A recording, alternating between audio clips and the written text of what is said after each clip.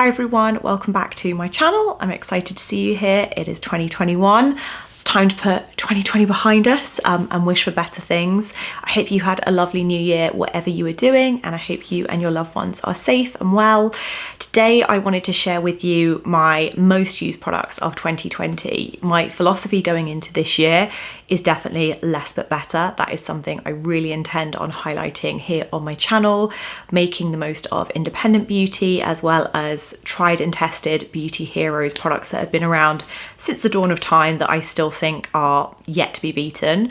So I'm going to get on with today's video. I wanted to make it quite casual and chill today because it is the new year, and let's get started.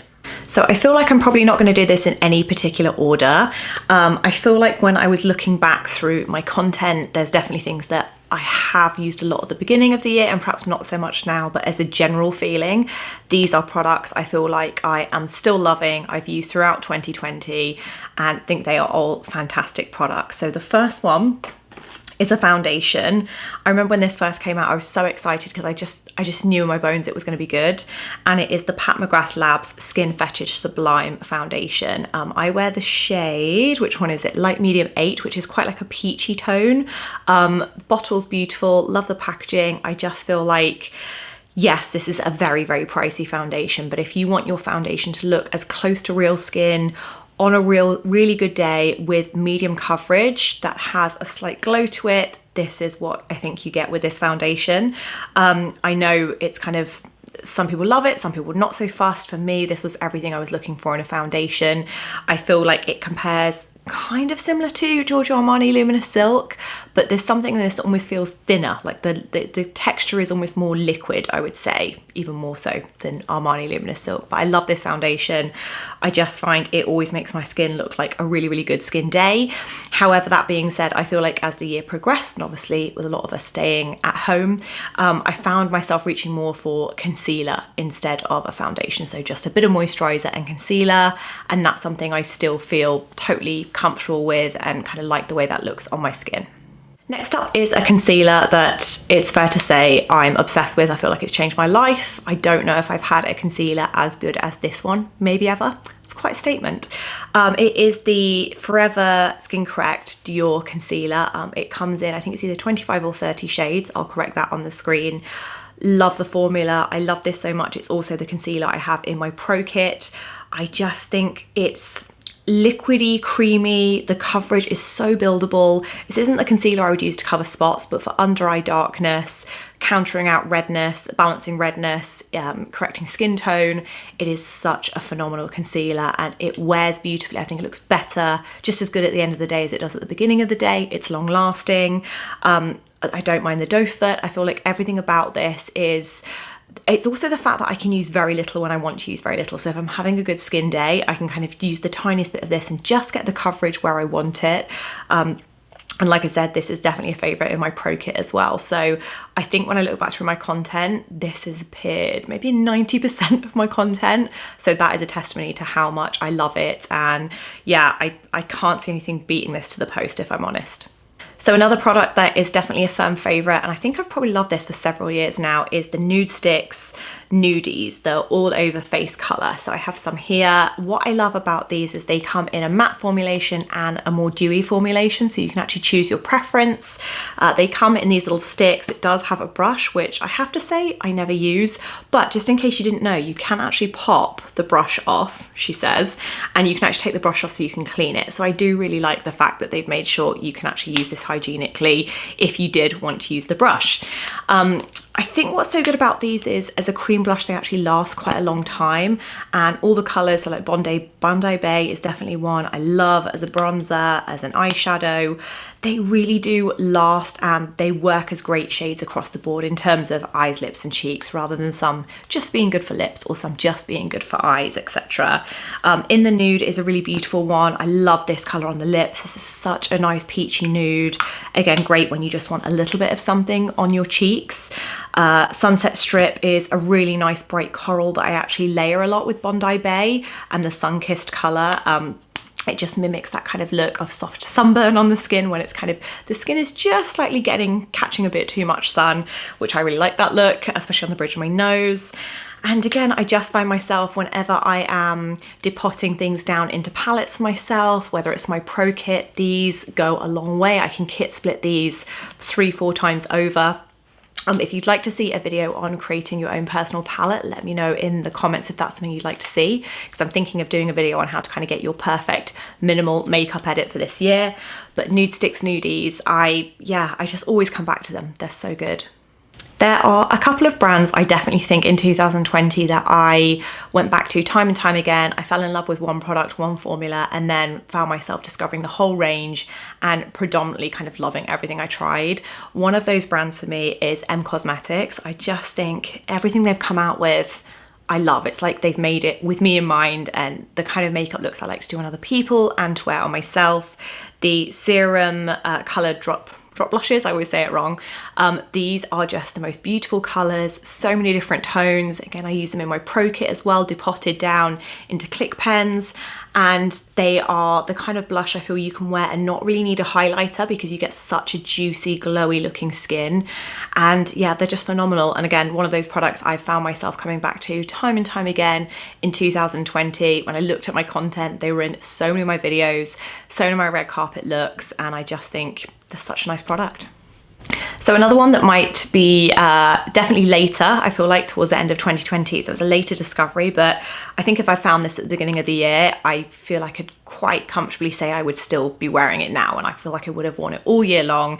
And this is quite a surprise one. It's the Cushion Bronzer by Avon. It's called the Love Collection, Colours of Love Sun Kissed Cushion Bronzer, and it's the shade Morning Sunflower that I wear. Now this is such a big pan, and they come in 2 shades, I believe, as well, the bronzer, but they did lots of different blush colours that were really, really lovely. And oh, it's just like air on your skin. I feel like it's a hybrid between like a liquid, a serum, obviously because of the cushion. It feels like you still see your freckles, you still see skin texture in the best way. You know, it just looks like real skin and a real tan. Love the formula, love how big it is. I feel like I've always loved the Perricone MD No Bronze NARS liquid bronzer. Did they do one? Was it NARS? I feel like there's a couple of brands that have done them. I know Bare Minerals did one. They're all really nice as well if you can't get your hands on this, because I have a feeling it's limited edition, but I desperately want them to make this permanent edition because I need to buy backup. It's so good. I think like many makeup lovers, I am guilty of having a very, very full highlight drawer. That's definitely a category that I find really hard not to go to town on, and I've definitely worked on minimizing recently. But when again I look back through content, and I feel like even now looking at what I've depotted down into palettes myself, into my Pro Kit, there is one standout, and I still think it is yet to be beaten, and it's by Chanel. It is their multi-use stick in the shade Sculpting. You see how much I've got left because I've actually kit split this as well, several different ways. And the shade Sculpting, it came in transparent as well, but I feel like the shade Sculpting, it still feels clear enough that you could use it on any skin tone without there being any white cast or any it kind of looking ashy on the skin. It does go properly clear, but there's almost more glow in this. I feel like it's more wet, glassy looking skin, not as much as something as say like a Glossier Future Dew, but in terms of a highlight, I just think this can't be beaten. I absolutely love doubling this up as an eye gloss as well. I use it in so many different ways. It's lasted ages, and if you're talking kind of cost per wear, this to me has been something that I will definitely repurchase when it runs out. Like I said, I did lots of kit splits with this, and yeah, it's just the one I reach for every skin tone in my Pro Kit. It's the one I always think looks the best on myself, and definitely a standout. Obviously, because of 2020, we had mask wearing became our new norm. So I feel like lips got a little bit left behind in terms of experimenting loads with lipstick looks, unless I was doing something like an IG live or playing with makeup on social media. But again, looking back at my looks and even knowing now when I kind of edit down like a core makeup bag of like core essentials, there is one product that I cannot live without, and it is the Sunnies Face Lip Dip. Now, I know these are very hard to get hold of. Fingers crossed they will eventually kind of come into more countries, but there are other brands I've seen now that are doing similar products. I know Rare Beauty, I think is it Lip Whip or something, is kind of similar, their cream lipstick. This is called Lip Dip, and the shades Peachy Kinder and So Good. Oh my goodness, guys, just they are so comfortable to wear. I feel like when I first discovered these, I was like, yes, again, they're reading my mind. These are the products I wanted to be invented that I personally hadn't found anywhere else. Definitely kind of like Korean beauty inspired. This brand is born out of the Philippines, I believe, and it's just so soft on the lips, so comfortable to wear. When liquid lipsticks first came out, I was excited by that, but I just felt like it's so uncomfortable. And for me, my makeup has to be the same as my clothing. It has to be comfortable and look good. And I feel like they mix beautifully together. You can layer them if you want to do a stain. This is one of the most effortless ways to do a stain, but they also look beautiful, kind of really vamped up, kind of high glamour, layering them on. And for that reason, I think they make a really versatile lip product. And again, just a product I feel I couldn't live without. Now I have it.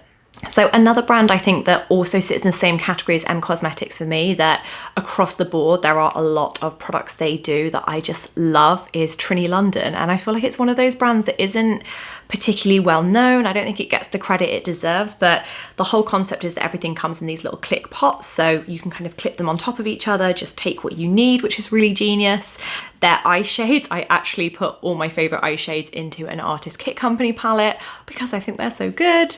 I'm going to open this up so you can see it a little bit closer. So this is my own personal one. I have these in my kit as well, but again, the red tones, the kind of taupey tones, the pinky tones, they are just colors that I always go back to. And they do a shade called Wisdom that is very, very similar to matte groundwork, but it doesn't go as dry and as hard to blend as that one. So I really recommend checking that one out if you are definitely into the kind of MAC groundwork color palette. But yeah, both their concealers, their eye products, I think the shade Queen, I was in so many of my videos last year, and also a product that if I had 5 minutes and I just had time for like concealer, mascara and something quickly on my eye, the shade Queen by Trini London was definitely a go-to. So we all know my relationship with mascara has been a troublesome affair, and I feel like this year I really made peace with, there are very few mascaras out there for me that just deliver in the way I need them to. I always get imprints like under my eyes. I'm always like, oh, should I check now if I've got it going on?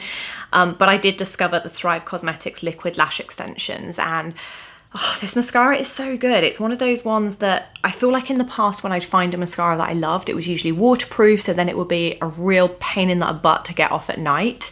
And I would just be like, oh, it's such an effort getting it off. This is a tubing mascara, so it comes off with water. So I wouldn't wear this if you were going to be like, I don't know, if your job is say a personal trainer and you are working out all day, you probably wouldn't want this. But if you are someone that wants a mascara to stay put all day and you don't work in a swimming pool or somewhere super, super sweaty, then I think this is perfect because it comes off easy when you want it to come off, and it's really long lasting when it is on. It also holds a curl really, really well, so it ticks that box. It's definitely more a separating mascara than a volumizing one. However, I find once it's been open kind of like 3 weeks, which for me is what I like to call mascara peak performance, then you get a little bit of both, but definitely more emphasis on the lengthening of lashes, as the name would suggest. I have 3 on backup, just in case. I always get scared when I find a mascara I love that they'll stop making it. I definitely think as well, when you first open the tube, give it a good like 2 weeks of like getting a little bit of air in there, and then it will be perfection. But such a good mascara, and I don't know what I would do without it. And it's funny because I really feel like 2020 was the year that I actually kind of stopped wearing mascara on my bottom lashes as much. Every now and then I do like it still, but I feel like I love the minimal look of it just being on the top lashes. So another EmCosmetics product that I have to recommend, because again, I think I've used this all year long, and every time I try a new brow product, I do it for a while. I like it every now and then as a change, but I just always come back to this. It is the EmCosmetics brow cream in the shade Taupe, is the one that I tend to use the most. Sometimes I use blonde if I want it a bit softer. All the colours are great. They're definitely more cool toned. I wouldn't say there's any kind of really warm tones. They do quite a few different shades for brows, and I'm wearing it now, and I just feel like while I've not really done a lot to my brows today, it's just always a good quick something on the brow. And I love Glossier Boy Brow. There's lots of brow products that I love, but I feel like on me they don't hold my brow up the way this one does. I also love the Schwarzkopf Got To Be styling gel. I think it's called, is it called Got To Be Glued? There's a product they do that I think if you were looking for a really extreme brow hold, that's a great one. But this for me, it's the perfect amount of tint and hold, and it stays put all day as well. Again, soap brows on me do not work. It just they just kind of droop down afterwards, but this is an outstanding product. So the last products, again, I'm kind of cheating here, that I think go together are definitely standouts for me this year. And this is kind of talking pro kit and personal makeup kit, because like I said, this was the year I massively downsized, not just in my pro kit, but in my personal life as well. I wanted less but better. I wanted quality over quantity, and I just wanted less clutter. I think we all definitely kind of resonate with that at the minute. So two products that have been a huge part of that for me are the Artist Kit Company, discovering his palettes. It's a very, very small business, independently run, literally run by one person. So the shop only opens every Sunday, I believe, currently at the time of filming this. And you can get different size pans. Do I have any with the smaller pans? I think this one has some of the smaller pans in. So you can literally create your own kind of custom palette. And then the other thing I love is Inglot Duraline. Now this is basically a makeup reviver. So for example, in some of these I might have like an eyeliner, or for example MAC paint pots, even in airtight containers, tend to dry out. This isn't airtight. They make no secret about that, but I feel like most products, even when they say they're airtight, don't actually stay airtight, if you get what I mean with palettes. So as long as you have Inglot, you can literally put a drop of this and it will revive any product.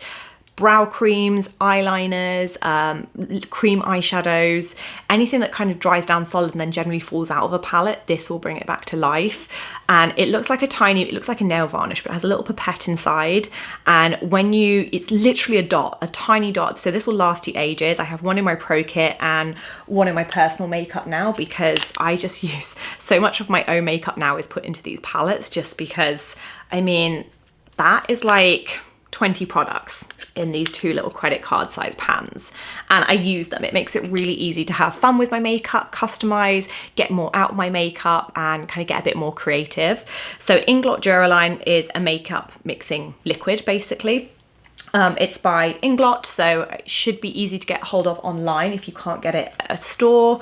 And then, yeah, Artist Kit Company. I just love the ethos of this brand. I love what he's created, and there's a real community as well kind of involved in this brand, which I think is really special and something myself that I get excited about. So that has been a game changer for me, not just in organizing, because we know I love organizing, but also in how I approach my makeup. And if that's something you guys would like to see more about, let me know in the comments below. So that is it. That is the products. When I look back, I feel I've consistently worn the most. I've loved the most. I feel I still want them with me now. They're still products I wholeheartedly recommend. And I'd love to know what you guys are loving. What have been your standouts from 2020? What is coming with you to 2021? Have you found downsizing is something that you're interested in as well, and minimizing? I know for me, I'm trying to have more fun with what I already have. And like I said, celebrate independent brands, brands that are focusing on less but better, and also celebrating those beauty heroes. So if that sounds good and you're hoping to see more of that, I would love it if you guys subscribe, and I'm wishing you the best for 2021. I'll see you soon with more videos.